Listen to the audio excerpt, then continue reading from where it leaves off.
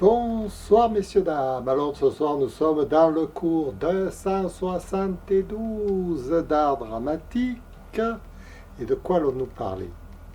Ce soir ça va être deux sujets en un, la mise en scène et comment jouer cette mise en scène.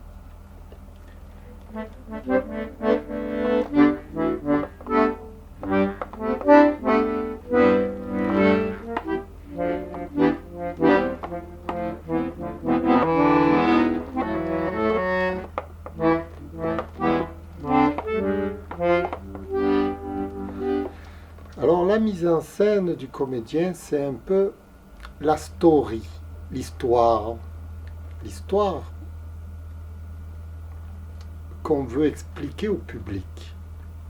L'histoire, la trame du scénario, en fait, tout ça, c'est le scénario en fait. Alors la mise en scène va s'adapter au scénario, à l'histoire, le scénario à l'histoire. Et il faut bien avoir ça en tête avant de jouer une scène. Vous voyez, par exemple, en ce moment, je suis Filoudenko, votre serviteur. Serviteur? Oui, un peu, un petit peu. Je suis un petit peu votre serviteur. Un petit peu. Pas beaucoup. Vous en faites ce que vous voulez de moi. Oh. Je vous impose rien.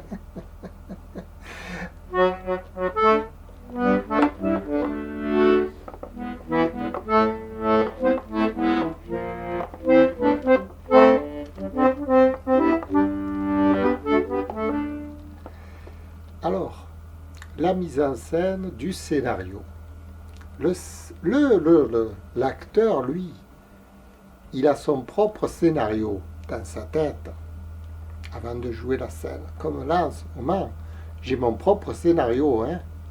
Je sais un peu où je veux en venir, si vous voulez. Parce que comment jouer correctement ce scénario, finalement? Avoir un scénario, c'est assez simple. Vous pensez à une histoire, vous vous dites on va faire comme ci, on va faire comme ça, on va raconter quelque chose au public, d'accord. Mais bien le jouer, ce scénario, ça obéit à quoi? Quand par exemple on a des très grands acteurs sur scène, ils obéissent vraiment au scénario, mais ils le jouent à la perfection. On n'a pas l'impression qu'ils jouent la comédie. Et non. On a l'impression que c'est naturel. Et pourtant, ils obéissent à un scénario, à une histoire qui a été écrite avant de la jouer. Ils l'ont préparée.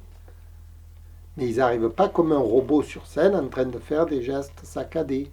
Ils sont naturels. Et encore mieux, ils sont originaux.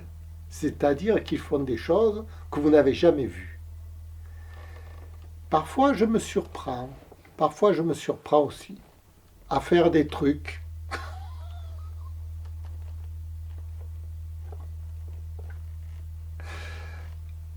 Alors, seulement, il se pose un problème. Un problème pour le débutant, enfin pour le néophyte, pour celui qui n'a jamais joué de ça. Il se dit, mais comment je vais faire pour obéir à ce scénario? Toute la question est là. Comment il va faire pour obéir à son scénario?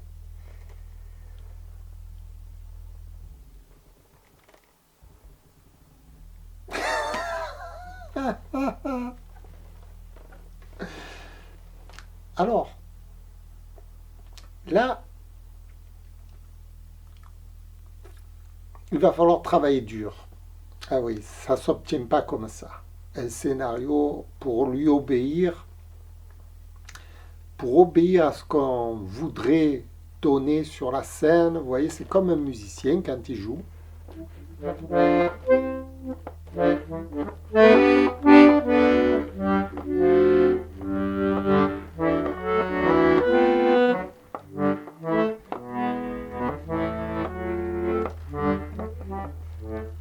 Avant de pouvoir en jouer de cet instrument, ben, il va falloir travailler dur. Hein.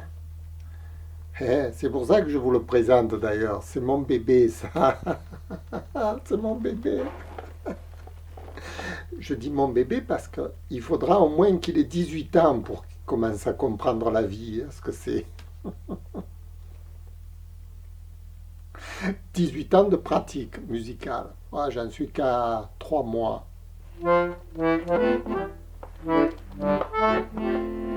À peine il vient de naître. À peine il balbutie quelques mots, vous voyez.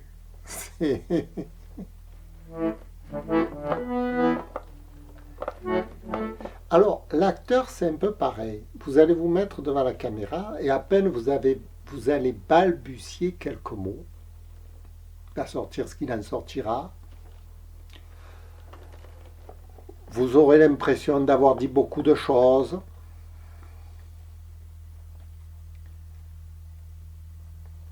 Mais vous ne serez jamais content de vous.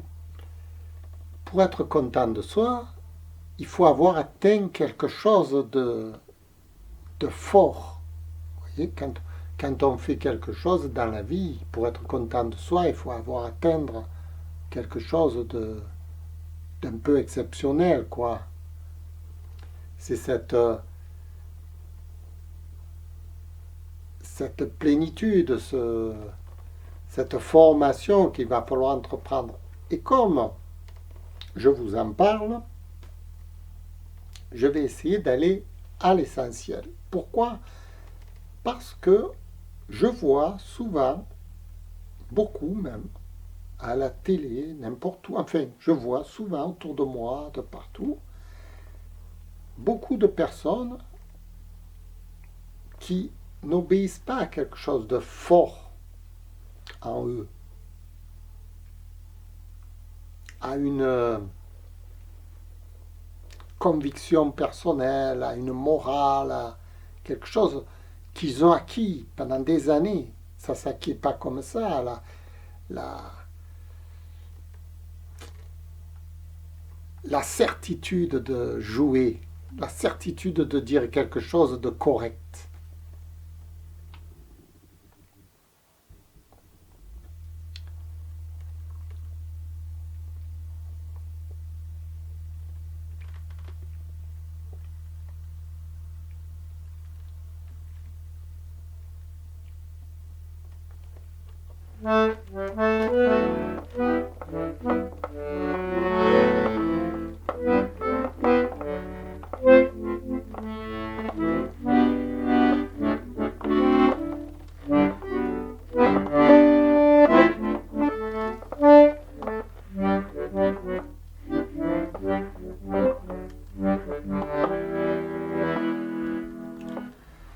Alors, justement, on y est là. On y est en plein dans le haut de la formation. Quand le comédien se lance sur scène et qu'il discute et qu'il parle, qu'il propose un jeu, il sait où il veut en venir et il sait que cette chose où il veut en venir, c'est quelque chose de positif pour le spectateur, pour le film, pour lui aussi. Parce qu'il a fait le travail en amont de savoir comment il voit la vie. Et c'est très important parce que s'il n'a pas fait ce travail, s'il ne sait pas où il va en venir sur scène, il va faire n'importe quoi. Et ce sera une catastrophe. Une catastrophe, c'est-à-dire que la scène ne va pas avancer. Elle va faire du surplace, quoi.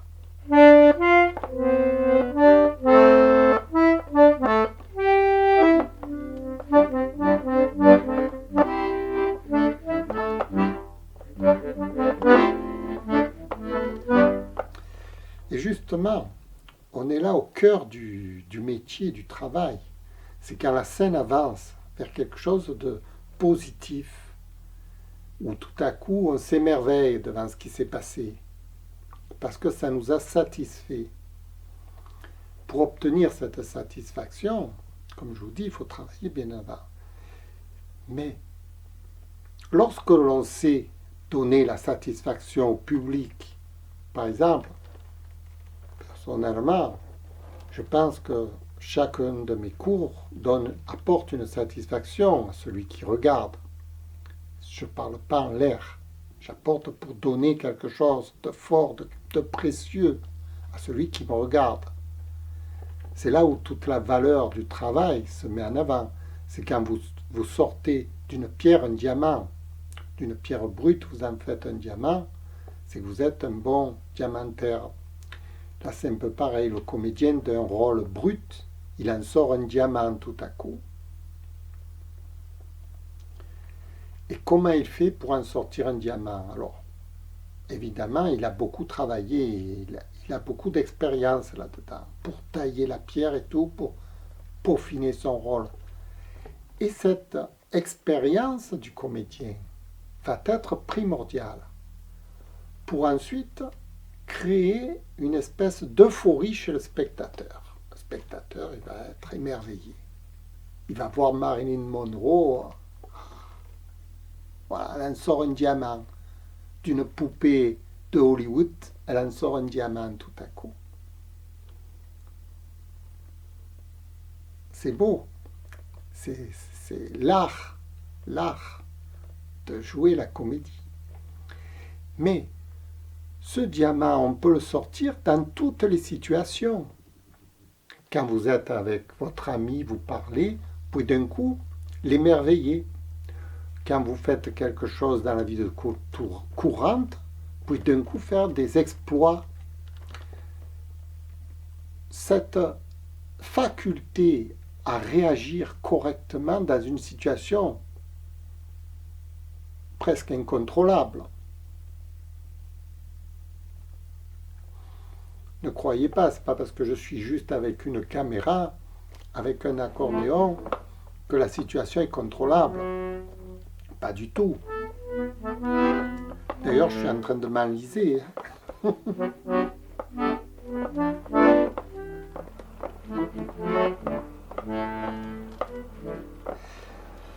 Parce que pour rendre la situation aboutie dans son jeu correct du comédien, ça va obéir à un facteur que la plupart des humains ignorent, c'est le facteur inconscient de la scène. Tout ce que je fais là est inconscient. Je n'ai rien préparé. Je joue brut de pomme. Ça se voit, non?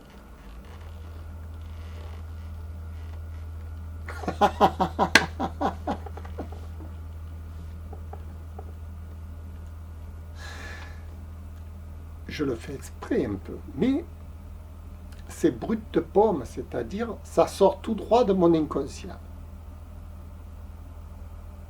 Et cet inconscient, il obéit à quoi? À ce que je lui ai appris. C'est-à-dire, j'ai appris à mon inconscient à réaliser mon objectif. L'objectif de faire un cours d'art dramatique. Sur un sujet, c'était le scénario et comment réaliser ce scénario, rappelez-vous. Je lui ai appris à obéir à cet objectif, à cette idée que j'allais vous raconter tout ce que je suis en train de vous raconter. Mais je ne récite pas un texte par cœur, ça me vient comme ça. C'est mon inconscient qui, là, ensuite, vous le déballe sur la scène. Et ça doit être fabuleux à l'arrivée. Enfin, c'est ce que je parie, moi. Je parie que ça va être réussi.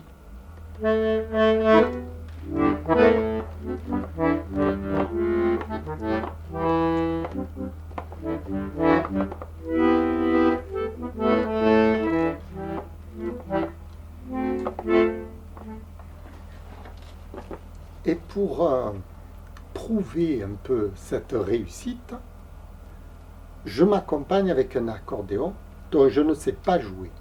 Je n'ai jamais appris à jouer de l'accordéon. C'est la première fois que j'en joue. Enfin, ça fait que 3 mois, comme je vous disais. Et ça me plaît. Parce que je fais faire à mon inconscient, je le fais jouer à l'accordéon sans que je sache où je vais. Je ne sais pas où je vais là. J'appuie sur les touches au hasard.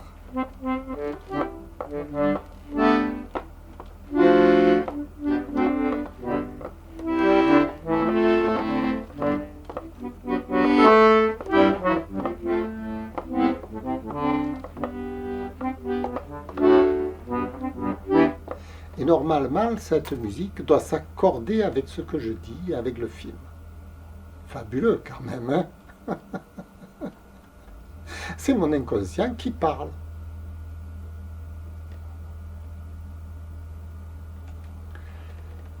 Alors, cet inconscient, j'ai l'occasion de souvent l'expérimenter. Parce que tout ce que je fais maintenant, je ne me casse plus la tête. Je demande au petit génie, ting, je fais un vœu et il le réalise. C'est la lampe d'Aladin que j'ai dans la tête, vous voyez. Il réalise tous mes vœux, tout ce que je veux, tout, absolument tout. Je peux lui demander ce que je veux. Vous voulez de l'argent, il vous en donne. Vous voulez une femme, il vous en donne. Vous voulez manger, il vous en donne. Vous voulez réparer des objets cassés, il vous les répare. Vous voulez organiser votre vie, il vous l'organise. Il fait tout. Vous voulez jouer de l'accordéon, vous n'avez jamais joué, vous en jouez.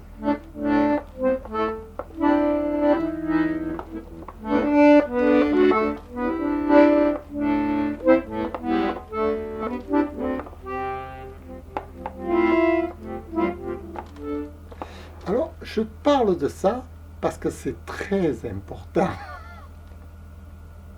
Sinon, dans la vie, vous échouerez tout. Si vous n'avez pas une lampe d'Aladin à laquelle vous leur demandez de réaliser vos vœux, tout ce que vous voulez, vous allez tout échouer. Vous ne pouvez pas. Avec l'intelligence, on n'arrive à rien. Ce n'est pas en réfléchissant qu'on arrive à quelque chose. C'est quand on a le truc. Non, je dis ça parce que en ce moment, vous vous posez beaucoup de questions, je le sais. Comment on va faire pour résoudre le Covid? Comment on va faire pour résoudre la crise? Comment on va faire pour résoudre tous les problèmes politiques? Vous vous posez que des questions. Eh bien, c'est pas bien. Il ne faut pas se poser de questions. Il faut demander à la lampe d'Aladin qui est là-dedans de vous trouver, de dire « Je veux la paix générale sur la terre ». Vous allez avoir une paix générale pour vous. Évidemment, la lampe d'Aladin vous sert à vous d'abord. Hein. Je veux de l'argent, hop, il vous en donne. Je veux une belle femme, hop, il vous la donne. Comment il fait? J'en sais rien, moi. Je me pose pas la question. Je sais qu'il va me le donner. C'est un peu comme le bon Dieu. C'est pour ça qu'ils ont inventé le bon Dieu. C'est pas pour croire à des choses de l'au-delà. Non, c'est pour réaliser les bienfaits de tous les jours. Vous voyez, vous demandez au bon Dieu, tant, je veux ça, il vous le donne. Quand vous avez un footballeur qui marque un but, sur le stade, il se signe. Vous avez remarqué? Pourquoi? Parce qu'il lui a donné. Il lui a donné le but. C'est une lampe d'Aladin. C'est ça à quoi ça sert. Mais on n'en parle pas assez de ça. C'est pour ça que j'ai décidé d'en parler. Voilà, j'en parle pour que les gens ne pensent pas qu'en réfléchissant, ils vont trouver des solutions. Jamais, jamais de la vie. Jamais, jamais, jamais. Ça ne marche pas comme ça, le monde. Le monde, il marche à coup de génie. C'est le génie. D'un coup, vous avez une idée. Paf, elle vient comme ça. Tac, tac, vous résolvez le problème. Vous voyez? C'est instinctif. Mais il faut quand même demander quelque chose. Si vous ne demandez rien dans votre vie, vous n'aurez jamais rien. Parce qu'on vous a appris qu'il ne fallait rien demander. Je ne sais pas qui c'est qui a dit ça à la télé, n'importe où, il ne faut rien demander à personne, débrouillez-vous par vous-même. Oui, mais il faut quand même demander à ce que vous avez là-dedans de réaliser. Moi, je le sais, il me fait tout. Il me fait tout, tout, tout, tout, tout. Vous ne pouvez pas imaginer. Vraiment des choses extraordinaires. Qu'est-ce qu'il m'a fait? Tenez, aujourd'hui, j'avais mon ordinateur en panne. J'ai demandé comment on fait. Ping, il m'a trouvé. Tac, tac, tac, tac.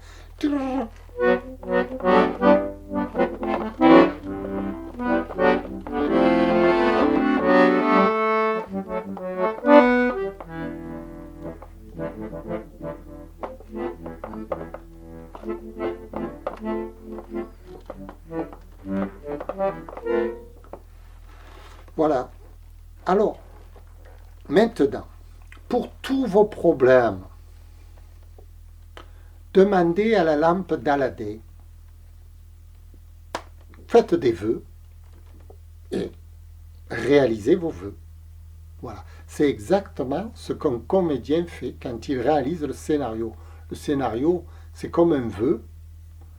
Je vais faire ci, je vais faire ça. Dans le film, vous demandez, clac, clac, il le fait. Rien de plus simple. C'est une facilité infantile, infantile. La vie, c'est une simplicité. Oh là là, il y en a qui se la compliquent. Non, revenez aux choses simples. Voilà, je vous remercie. C'était le cours 272. Comment écrire le scénario, comment le réaliser surtout.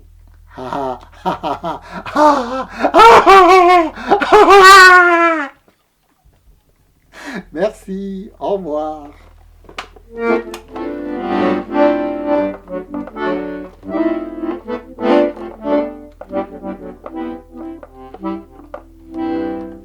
Merci.